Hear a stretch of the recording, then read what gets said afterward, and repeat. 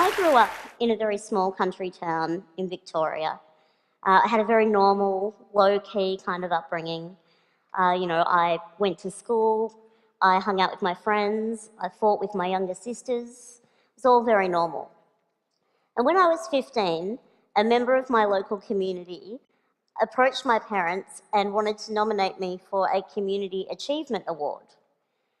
And my parents said, that's really nice, but there's kind of one glaring problem with that.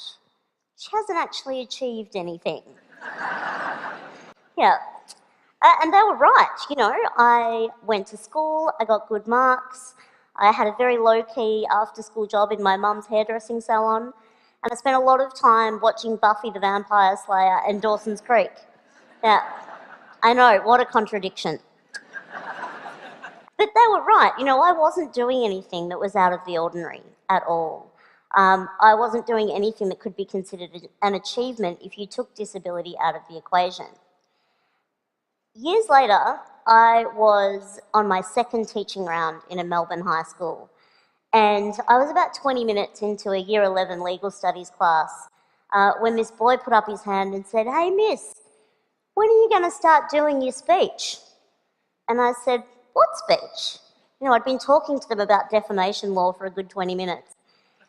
And he said, like your motivational speaking. When people in wheelchairs come to school, they usually say, like, inspirational stuff. Yeah. It's usually in the big hall. And that's when it dawned on me. This kid had only ever experienced disabled people as objects of inspiration.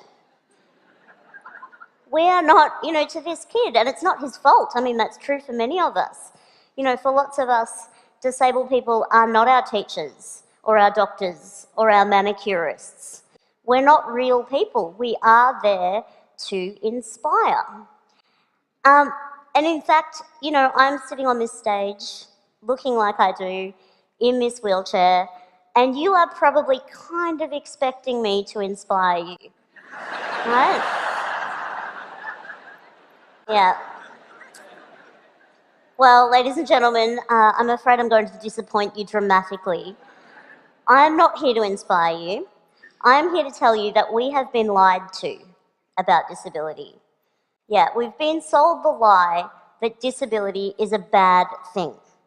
Capital B, capital T. It's a bad thing, and to live with disability makes you exceptional. It's not a bad thing, and it doesn't make you exceptional. And in the past few years, we've been able to propagate this lie even further via social media. You may have seen images like this one. The only disability in life is a bad attitude. Or this one. Your excuse is invalid, indeed. Or this one. Before you quit, try. Yeah.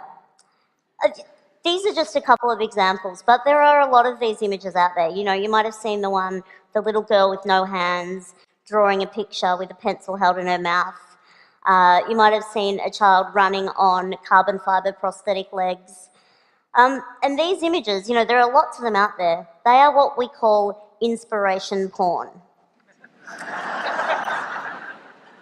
And I use the term porn deliberately because they objectify one group of people for the benefit of another group of people. So in this case, we're objectifying disabled people for the benefit of non-disabled people. The purpose of these images is to inspire you, to motivate you, so that we can look at them and think, well, however bad my life is, it could be worse. I could be that person. But what if you are that person?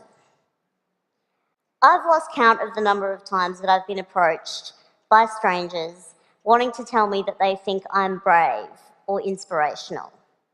And this was long before my work had any kind of public profile. They were just kind of congratulating me for managing to get up in the morning and remember my own name. And it is objectifying. These images objectify disabled people for the benefit of non-disabled people. They are there so that you can look at them and think that things aren't so bad for you, to put your worries into perspective. And life as a disabled person is actually somewhat difficult. We do overcome some things. But the things that we're overcoming are not the things that you think they are. They are not things to do with our bodies. I use the term disabled people quite deliberately because I subscribe to what's called the social model of disability, which tells us that we are more disabled by our bodies, the society that we live in rather, than by our bodies and our diagnoses. So I've lived in this body a long time. I'm quite fond of it. It does the things that I need it to do, and I've learnt to use it to the best of its capacity, just as you have. And that's the thing about those kids in those pictures as well. They're not doing anything out of the ordinary. They are just using their bodies to the best of their capacity. So is it really fair to objectify them in the way that we do, to share those images? People, when they say, you're an inspiration, they mean it as a compliment. They mean it as a compliment. And I know why it happens. It's because of the lie. It's because we've been sold this lie that disability makes you exceptional. And it honestly doesn't. And I know what you're thinking. I'm up here bagging out inspiration. You're thinking, geez, Stella, aren't you inspired sometimes by some things? And the thing is, I am. I learn from other disabled people all the time. I'm learning not that I'm luckier than them, though. I am learning that it's a genius idea to use a pair of barbecue tongs to pick up things that you drop. I'm learning that nifty trick where you can charge your mobile phone battery from your chair battery. Genius. We are learning from each other strength and endurance, not against our bodies and our diagnoses, but against a world that exceptionalizes and objectifies us. I really think that this lie that we've been sold about disability is the greatest injustice. It makes life hard for us.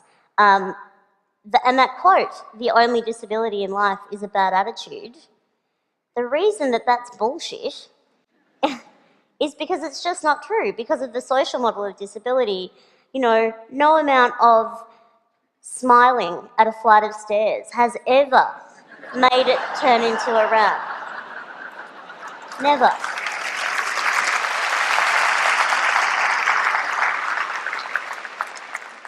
Smiling at a television screen isn't going to make closed captions appear for people who are deaf. No amount of standing in the middle of a bookshop and radiating a positive attitude is going to turn all those books into Braille. It's just not going to happen. It's just not going to happen. I really want to live in a world where disability is not the exception but the norm. I want to live in a world where a 15-year-old girl sitting in her bedroom watching Buffy the Vampire Slayer isn't referred to as achieving anything because she's doing it sitting down. I want to live in a world where we don't have such low expectations of disabled people that we are congratulated for getting out of bed and remembering our own names in the morning. I want to live in a world where we value genuine achievement for disabled people. And I want to live in a world where a kid in year 11 in a Melbourne high school is not one bit surprised that his new teacher is a wheelchair user. Disability doesn't make you exceptional, but questioning what you think you know about it does. Thank you.